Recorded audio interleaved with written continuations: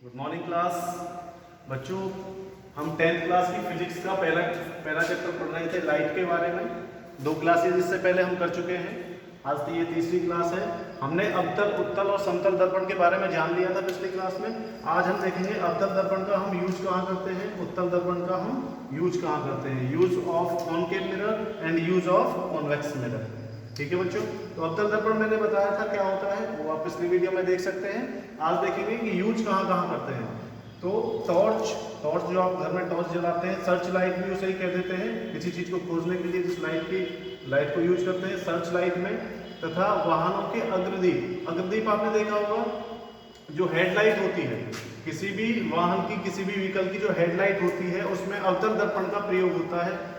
किस लिए? प्रकाश का शक्तिशाली पुंज प्राप्त करने के लिए। जब रात में हम कोई बाइक, कार या कुछ भी कोई व्हीकल चलाते हैं, उसमें जो हेडलाइट होती है उसमें अवतल दर्पण का यूज किया जाता है, जिससे वो एक रोशनी दे सके। ठीक है, चलिए, अवतल दर्पण का यूज किया जाता है चेहरे का बड़ा प्रतिबिंब देखने के लिए। चेहरे का बड़ा प्रतिबिंब देखने के लिए सेविंग दर्पणों के रूप में भी हम किसका प्रयोग करते हैं? अवतल दर्पण का प्रयोग करते हैं। तो ये चीजें याद रखनी है तुम्हें।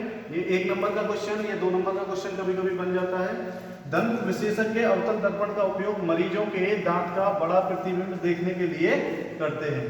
तो जो हमारे डेंटिस्ट होते हैं, जो दांतों के जो डॉक्टर होते हैं, वो क्या करते हैं? अवतल दर्पण का प्रयोग करते हैं। जो आप कभी दांत के डॉक्टर के पास गए होंगे तो वो मुंह के अंदर वो शीशा सा डाल के देखते हैं, उसमें कौन सा दर्पण होता है? तो अवतल दर्पण होता है। ठीक है, क्योंकि वो दांत का जो प्रतिबिंब है उसको बड़ा दिखाते हैं।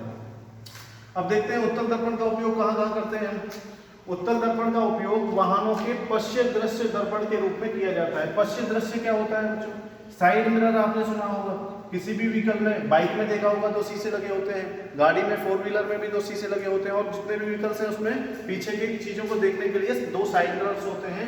और उन साइड मिरर्स में कौन से दर्पण का प्रयोग होता है? तो बच्चों, उत्तल दर्पण का प्रयोग होता है। यहाँ पर आपने देखा कि अवतल दर्पण का प्रयोग हेडलाइट में कर रहे थे, और यहाँ पर उत्तल दर्पण का प्रयोग साइड मिरर में देखने के लिए करते हैं। उत्तल दर्पण अपसारी होते हैं। अपसारी का मतलब होता है किसी चीज को फैलाने वाले, अपसारी होते हैं। स्ट्रीट लाइट में भी उत्तल दर्पण का प्रयोग होता है। आपने देखा होगा आपके पड़ोस में, आपके गांव में, या जहां भी आप रहते हैं वहां स्ट्रीट लाइट लगी होगी, या कहीं और देखी होंगी आपने स्ट्रीट लाइट। तो जो स्ट्रीट लाइट होती हैं उनमें भी अब उत्तल दर्पण का प्रयोग होता है, क्योंकि ये दर्पण क्या काम करता है? प्रकाश को फैलाने का काम करता है, इसीलिए इसे अपसारी दर्पण भी कहते हैं। तो क्वेश्चन बन सकता है यहाँ से कि अपसारी दर्पण कौन से दर्पण को कहते हैं? तो आपका आंसर होगा उत्तल दर्पण को अपसारी दर्पण कहते हैं। अब क्वेश्चन बन सकता है कि दंत विशेषज्ञ कौन से दर्पण का प्रयोग करते हैं? तो आपका उत्तर होगा अवतल दर्पण का प्रयोग करते हैं। ठीक है, कॉनकेव मिरर का प्रयोग करते हैं। ये भी क्वेश्चन बन सकता है कि बताइए वाहनों की हेडलाइट में अग्रदीप में कौन सा दर्पण यूज होता है? तो आपका आंसर क्या होगा? कॉनकेव मिरर का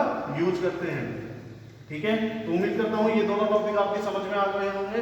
बहुत इंपोर्टेंट टॉपिक हैं, एक बार रिवाइज करते रहिएगा इनको। चलो इधर देखते हैं, प्रकाश का अपवर्तन। हमने इससे पहले वीडियो में हमने देखा था प्रकाश का परावर्तन, रिफ्लेक्शन ऑफ लाइट क्या होता है। इसमें हम देखने वाले हैं प्रकाश का अपवर्तन क्या होता है, रिफ्रैक्शन ऑफ लाइट।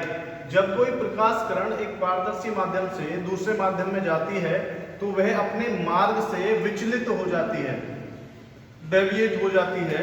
इस घटना को प्रकाश का अपवर्तन कहते हैं, रिफ्रैक्शन ऑफ लाइट। इस घटना को क्या कहते हैं? Reflection of light. इसको समझते हैं। जब कोई प्रकाश किरण एक पारदर्शी माध्यम से दूसरे माध्यम में जाती है, सपोज दैट ये एक माध्यम है, यहां पर ये हमारा क्या है? ये वाटर है और ये एयर है। ठीक है, यहां से हमने एक लाइट की किरण किसमें? पानी में डाली। ठीक है, फिर पानी में अंदर जाएगी तो ये क्या होगा? आपको ये जब अंदर जाएगी पानी में तो ये अपने मार्ग से विचलित हो जाएगी। इसे जाना चाहिए था। मैंने बताया था पहले वीडियो में कि प्रकाश सीधी रेखा में गमन करता है। इसको कैसे जाना चाहिए था? इस तरह से जाना चाहिए था, सीधा जाना चाहिए था, लेकिन आपको ये थोड़ी सी अविलंब की तरफ झुकी हुई दिखाई देगी। थोड़ी सी, ये क्या है हमारा, ये नॉर्मल है, अविलंब, इसके बारे में हम डिस्कस कर चुके हैं पिछले वीडियो में। ये थोड़ी सी झुकी हुई दिखाई देगी, टेढ़ी दिखाई देगी, ठीक है। तो ये अपने पथ से विचलित हो गई। इसका पथ क्या था, पथ ये होना चाहिए था, इसका ये वाला पथ होना चाहिए था, लेकिन ये क्या हो जाती है, अपने पथ से विचलित हो जाती है।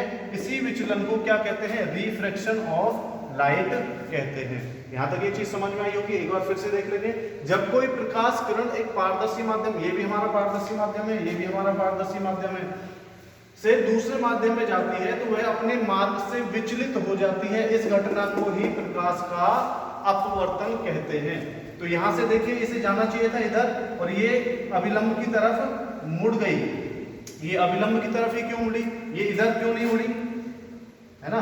तो इसको हम अगले वीडियो में डिस्कस करेंगे कि ये अविलंब की ओर क्यों मुड़ी। क्योंकि जब रेयर मीडियम से डेंसर मीडियम में कोई किरण जाती है तो वो अविलंब की ओर मुड़ जाती है, और जब कोई किरण डेंसर मीडियम से रेयर मीडियम की तरफ जाती है तो वो अविलंब से दूर चली जाती है, दूर की तरफ चली जाती है। तो इसको हम अच्छे से डिटेल में स्नेल का नियम है, एक स्नेल का नियम पढ़ेंगे, और यहाँ आपकी एक समझ बन जाएगी कि रिफ्लेक्शन ऑफ लाइट क्या होता है, तो कंफ्यूज नहीं होंगे। रिफ्लेक्शन ऑफ लाइट क्या होता है, किसी चिकने पृष्ठ से लाइट का टकराकर लौटना रिफ्लेक्शन ऑफ लाइट होता है। और रिफ्रैक्शन ऑफ लाइट क्या होगा, जब कोई प्रकाश किरण एक पारदर्शी माध्यम से दूसरे माध्यम में जाती है, दूसरे पारदर्शी माध्यम में जाती है, तो वह अपने मार्ग से विचलित हो जाती है, जैसा कि मैंने एग्जांपल देके आपको समझाया है, ठीक है। तो reflection of light and refraction of light में डिफरेंस भी समझ में आ गया होगा, और ये क्या होता है ये भी समझ में आ गया होगा। तो मिलते हैं अगले वीडियो में, तब तक इनके नोट्स बनाइएगा और कीप रिवाइजिंग। Thank you.